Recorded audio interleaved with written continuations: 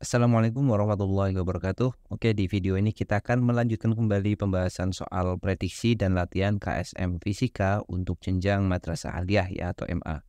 Oke, kita akan baca dulu soalnya. Abu Rayhan Muhammad Ibnu Ahmad Al-Biruni atau lebih dikenal sebagai Al-Biruni ya, yang hidup di tahun 973 sampai 1050 Masehi dalam karyanya yaitu kitab Ifrad Al-Maqal fi Amr Al-Silal. Melakukan perhitungan ketinggian H, yaitu vertikal itu gunung dengan menggunakan atau melakukan dua pengukuran sudut dari posisinya, berpijak ke arah puncak gunung yaitu θ 1 dan θ 2. Dengan jarak antara dua pengukuran tersebut sebesar D. Kemudian Al-Biruni menentukan jari-jari bola bumi yang berguna untuk penentuan gravitasi bumi dengan mengukur sudut horizon alfa dari puncak sebuah gunung yang telah dilakukan perhitungan ketinggiannya H, yang tercantum dalam kitabnya yang lain yaitu kitab Tahdid Nihayat Al-Amakin Litashih Masafat Al-Masakin. Nah, itu jadi ceritanya penelitian yang dilakukan oleh Al-Biruni ya untuk mengukur jari-jari bumi dengan ide yang dilakukan adalah seperti gambar. Jadi Al-Biruni itu mengukur puncak gunung di sini. Jadi dia akan mengukur sudut elevasi puncak gunung dari dua titik yang berbeda. Jadi titik pertama, ini titik kedua ya, dengan mengukur sudut elevasinya. Titik pertama itu θ, titik kedua itu θ 2 ya. Titik pertama θ 1 maaf, titik kedua θ 2 dan gunungnya ini setinggi H. Kemudian yang kedua, dari posisi tersebut dia akan menentukan atau mengukur juga sudut ini ya, namanya sudut depresi kan, sudut horizon ini diukur namanya sudut alfa di sini. Nah, dari geometri seperti ini maka Al-Biruni itu ternyata berhasil menemukan jari-jari bumi ya. Jadi sangat luar biasa idenya. Sekarang kita diminta untuk mencari jari-jari buminya dalam variabel-variabel yang diberikan yaitu θ 1, θ 2, kemudian ada juga D di sini ya. D itu jaraknya dia melakukan pengukuran dan yang terakhir adalah alfa. Oke, kita akan coba menghitung untuk persoalan ini ya. Jadi yang pertama kita bisa lihat hubungan yang bisa kita dapatkan dari gambar gunung ini ya. Jadi kita akan menggambar ulang gunung ini supaya lebih besar untuk sudut-sudutnya. Kita akan gambar seperti ini. Oke, kita pindah dulu mungkin di bawah sini ya.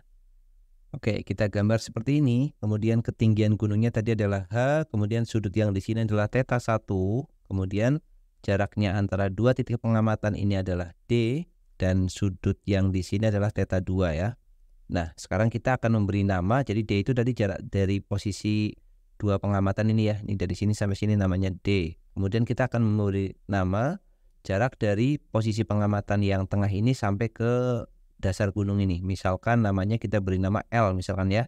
Jadi kita nggak tahu nih, kita kasih nama aja L. Nah, sekarang kita lihat hubungan yang ini ya. Hubungan yang bisa kita dapatkan dari segitiga ini cukup mudah ya. Jadi kita tinggal menggunakan hubungan trigonometri sederhana ya. Yang pertama, kita lihat aja θ 1 kan. θ 1, kemudian sudut yang berkaitan segitiga yang berkaitan dengan θ 1 adalah ini.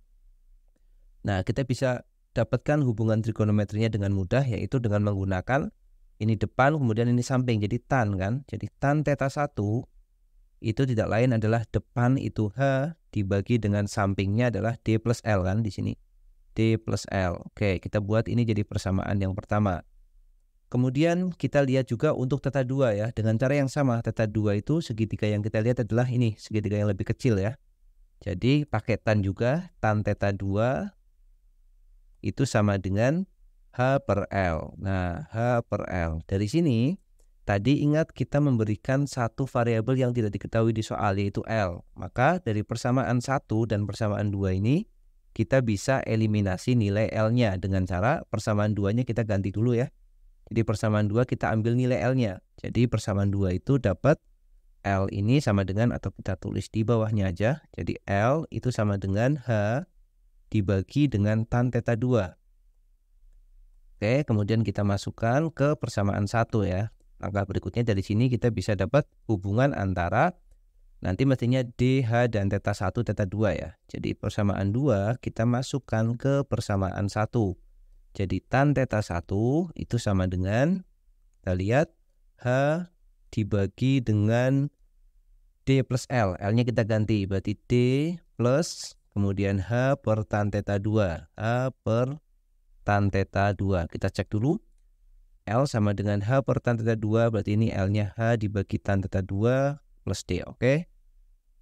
kita beri nama ini persamaan 3 atau kita rapikan dulu aja. Kita rapikan tan theta 1 akan menjadi, oke saya tulis di sebelahnya ya, biar nanti wilayahnya ini cukup untuk mengerjakan satu soal ini ya. Jadi tan theta 1 itu sama dengan H dibagi dengan, samakan penyebutnya yang bawah, hanya kita tulis agak ke tengah ya. Ini H dibagi dengan yang bawah kita samakan penyebutnya tan theta 2 ya. Tan theta 2 berarti di sini D dikali tan theta 2 ditambah dengan H.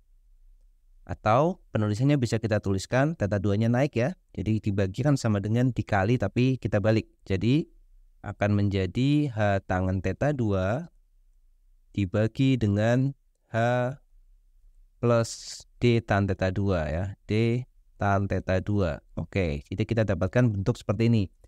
Kita tulis ulang untuk tan theta 1-nya berarti akan menjadi tan theta 1. Oke, kita lanjut di sini ya. Tan theta 1 itu sama dengan H tan theta 2, H tangen theta 2 dibagi dengan H plus D tan theta 2. H plus D tan theta 2. Atau kita bisa dapatkan nilai dari H-nya kan. Jadi kalau H-nya bisa kita dapatkan dengan cara ya kalikan silang aja. Jadi H tan theta 1, oke di bawahnya ya. Kita akan dapat H dikali tan theta 1, kemudian plus D dikali tan theta 1, tan theta 2 ya. Theta 1, tan theta 2, kemudian sama dengan H tan theta 2. Nah, yang ada hanya kita kumpulkan jadi satu ruas. Jadi ini jadi D tan theta 1 dikali tan theta 2 itu sama dengan H dalam kurung, ini jadi tan theta 2, kemudian yang ruas kiri pindah ke kanan jadi negatif ya, tan theta 2 minus tan theta 1. Jadi kita dapat nilai dari H-nya ya, sebelum kita masukkan ke data yang kedua. Jadi kita dapat H sama dengan, kita tulis dulu untuk pembilangnya, jadi yang kiri jadi pembilang, D dikali tan theta 1 dikali tan theta 2 dibagi dengan tan theta 2 minus tan theta 1. Nah, dapat nilai dari H-nya. Kita buat dia di persamaan ketiga. Nah, sekarang kita sudah punya variabel H dalam variabel yang akan ada di soal semua, yaitu D theta 1, theta 2 ya. Tinggal kita mencari nilai yang lainnya dulu. Jadi ini D, ini tan theta 1, theta 2. Sudah ada semua. Jadi persamaan 3 sudah selesai. Sekarang kita lihat gambar yang untuk di gunungnya ini yang ada lingkarannya. Kita ambil aja gambarnya. Oke, kita ambil, kita taruh di bawahnya sini ya. Nah, sekarang kita sudah punya gambar yang ini dan kita akan mencari nilai dari jari-jari buminya. Apa yang bisa kita lihat di sini? Coba teman-teman perhatikan. Saya akan menggambar segitiga dari sini ya. Ini segitiga yang dari saya beri warna merah ini, segitiga ACO ya, namanya segitiga ACO. A, kemudian C, kemudian O. Ini adalah segitiga siku-siku dengan siku-sikunya, sudut siku-sikunya ada di C. Oke, sekarang untuk mempermudah segitiga itu kita buat kayak gini nih ya, biar gampang dilihat. Saya buat segitiganya seperti ini. Nah, oke, kemudian sebentar, kita buat dulu garisnya yang pas. Nah, ini segitiganya tegak lurus di titik C. Kemudian ini misalkan kita buat titik O-nya ada di sini, titik O berarti yang di sini adalah titik A ya. Kemudian jaraknya AC kita nggak tahu ya, tetapi jaraknya AO kita tahu. Jadi jaraknya AO adalah H plus R kan. Jadi dari atas sampai ke bawah sini kan tinggi gunungnya H, jari-jari buminya R. Kemudian jaraknya OC itu R. R besar atau R kecil ya. Sesuai soal aja kita pakai R kecil. Nah, R. Yang kita cari adalah nilai R tadi kan, jari-jari buminya. Dan sudut antara ini, O, sudut di O itu adalah alfa. Maka apa yang bisa kita pakai dari segitiga ini? Kita tahu ini sisi miring dari alfa, kemudian ini sisi samping dari alfa. Kalau kita punya miring dan samping, kita bisa hubungkan dengan menggunakan kosinus. Maka kita bisa tulis dulu ya, kosinus alfa menurut segitiga ini adalah sisi samping, yaitu R, dibagi dengan sisi miring yaitu H plus R. Nah, kita akan mencari nilai R-nya kan. Maka dengan mengetahui nilai H artinya persamaan ini sudah solve ya. Ini persamaan keempat. Nah, sekarang kita masukkan aja persamaan 3 ke persamaan 4. Atau persamaan 4-nya kita susun aja biar ketemu R ya. Jadi ini jadi kalikan H cos alfa, kemudian ditambah dengan R cos alfa, itu sama dengan R. Atau H cos alfa sama dengan R min R cos alfa.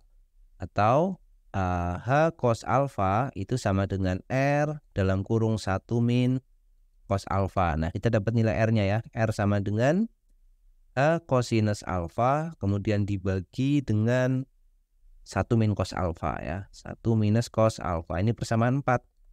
Lalu kita tinggal masukkan persamaan 3 ke persamaan 4 ya. Jadi persamaan 3 kita masukkan ke persamaan 4. Artinya kita akan dapatkan nilai R-nya sama dengan, kita tinggal mengganti nilai H kan, maka yang cos alfa sama 1 min cos alfanya kita tulis ulang dulu. Jadi ini cos alfa per 1 min cos alfa, tinggal dikalikan dengan H yang belum kita tulis ya. Hanya kita ganti jadi D dikali tan theta 1, kemudian kali tan theta 2, kemudian dibagi dengan tan theta 2 min tan theta 1. Oke, kita luruskan dulu.